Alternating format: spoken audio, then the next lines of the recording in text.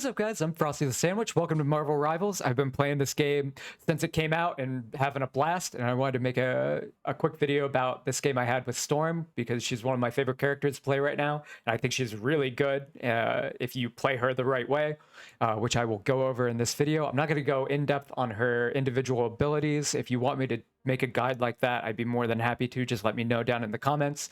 But this, I kind of want to just show the gameplay and show how she can be used effectively, because I think if you use her correctly, she's really strong. And we managed to not die this game, and we still brought a lot of utility to our team, did a lot of damage. In fact, we did more damage than everyone else in the lobby, and we also got the most frags. But she's also the assist queen for sure. I don't get assists like this on any other character, and it's because of her AoE. So let's just get right into it. We did play this on Hell's Heaven. I always want to say Hell's Haven because it sounds better to me, but Hell's Heaven is the map.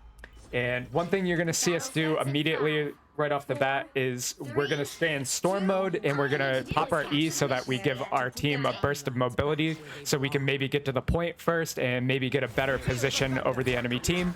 And then as soon as we get on point, we're going to swap over to our lightning mode, so we're damage buffing not only ourselves but our teammates. If you look right here, this little number will let you know how many of your teammates you're damage buffing at any given moment.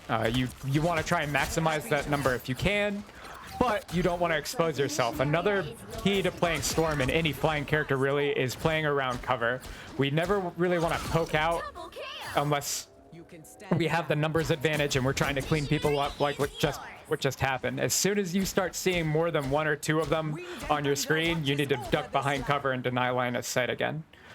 Playing safe is really important on her, not only because you deal a lot of damage, but you're bringing a whole lot of utility to your team by just existing and being near them. You give a passive damage buff to everyone, which you can swap over to a movement speed buff. I kind of opt for the damage buff most of the time because I think it's just inherently better, in my opinion. Let me know if you disagree. I mean, I think there are definitely some circumstances where the movement speed is better, but on the whole, I think you should be sticking to lightning mode. And there's a couple of reasons why. Not only does it damage amp your team, but as soon as whenever you pop your E, you'll immediately proc a lightning shock on any enemy player that's inside it, which you'll know if they're inside it by the indicator right there, which is not on the screen. Big ult here, you want to utilize your ult aggressively whenever it's up and basically dive their backline. And that's exactly what we did there. And now we can kind of poor Rocket jumps off the map there, unfortunate, but now we can kind of come back and basically clean up the enemy team. It was really just Rocket and Captain America left, and that's if you want to be aggressive, your ult is the best time to do that. And as soon as your ult's over, you might even change your aura so that you're fast to just get back behind your team and get behind cover again. Another thing you're going to see me do is I'm basically utilizing my alternate fire, which is basically a charge up hit scan. It's got a little delay on it, but it's hit scan. It's very forgiving hit scan. And you want to use that to kind of clean up targets. If you see somebody who's low and you just want to finish them off, that is your I want to kill this guy tool. So definitely utilize your alternate fire to clean up those low health characters, and also to just deal damage on the people with a lot of mobility, like Spider-Man, Pink Panther, even maybe another flying, maybe an enemy Storm or an Iron Man, somebody who's kind of hard to get the projectile, because your projectiles move pretty slow. And that's why you're going to see me basically trying to throw them into the thick of the enemy just so I maximize my chance of landing them. They deal decent damage. They're just incredibly hard to hit if you don't lead your target or throw it into the thick of them. Another thing you'll see me do a lot, I'm going to go ahead and skip to when we start the next round. Another thing you'll see me doing is kind of elevating it, basically ducking up and down, and I think you should just kind of condition yourself to always kind of be floating up and down. It makes it a lot harder for you to get headshot, and hit scan characters are going to be your main counters, so you're going to want to look out for Hela, Soldier 76, Jesus, the Punisher. This is not Overwatch, contrary to most common opinions. you want to be constantly changing your elevation to make yourself harder to headshot, because the headshots on you are going to deal a lot of damage, and the hit scan characters in particular deal a lot of damage when they hit headshots. And it'll just in general make you harder to hit anyway. So there I pop my lightning aura again, and it can be a really useful tool. If you combine... Here we're looking for an aggressive ult.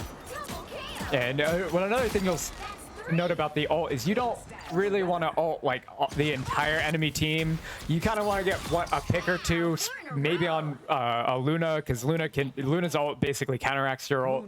But maybe if you get 1 or 2 picks and you see them get low, that's when I think you should ult in. You can die in the middle of your ult. You're not invincible. You get iframes before you spawn, but once you spawn, you get an overshield. But if you're in the middle of an enemy team and they know that they can kill you, they'll all turn and annihilate you.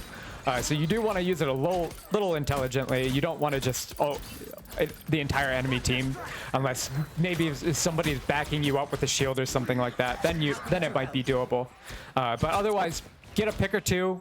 Deny line of sight while you're popping it, and then come into the backline and nuke the backline. I think that's the most effective way to use here. Here we're gonna we're just trying to distract this guy so our Punisher can come in and mow him down. But again, we're always kind of playing around cover. And that, again, I've reiterated it a bunch, but that is a really important thing to be doing with Storm, is you always want to have something where you can deny line of sight if you need to. Here we're going to pop our wins so we can move over, and we're just going to hang out around that health pack. Another key thing about playing Storm is you want to know where the health packs are.